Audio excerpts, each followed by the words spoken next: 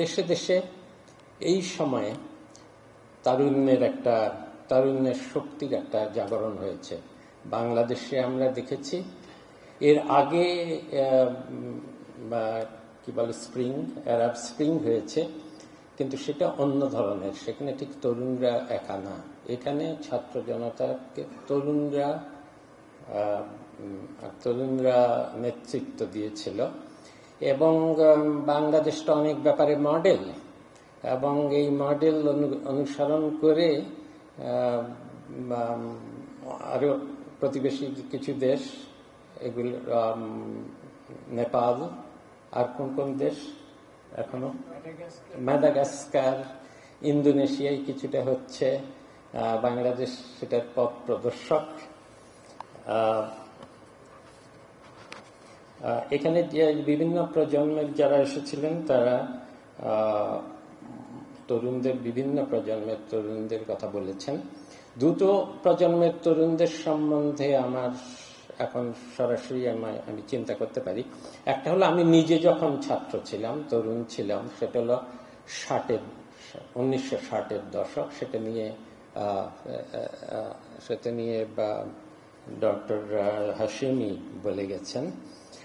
আর একটা হলো মাঝামাঝি কি হয়েছে অত লক্ষ্য করিনি তরুণরা কি করেছে, কিন্তু এখন এই অন্তর্বর্তী সরকারে এসে তরুণদের সাথেই তো যোগাযোগ করতে হচ্ছে, কারণ তাদের যে আন্দোলন অভ্যুত্থান, তার ফলেই এই সরকার গঠিত হয়েছে।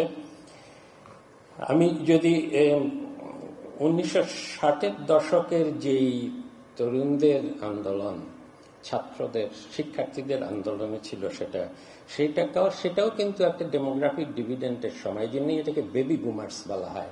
তারা আগের জন্ম নিয়ন্ত্রণ থেকে এসে ওই বয়সে, সেটা তখন একটা ইউথ বাল্জ ছিল। এবং তাদের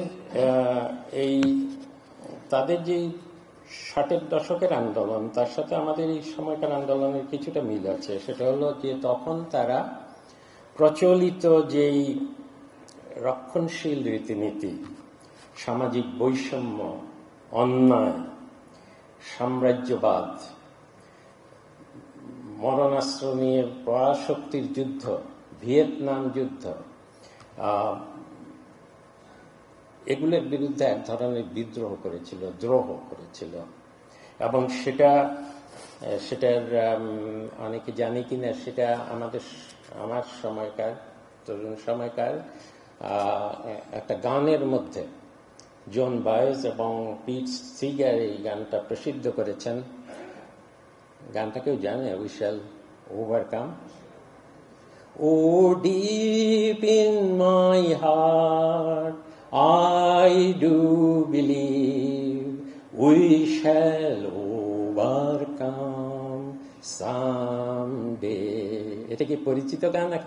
এখনো এটা কালজয়ী গান। আজকেও এই গানটা গাইতে হবে।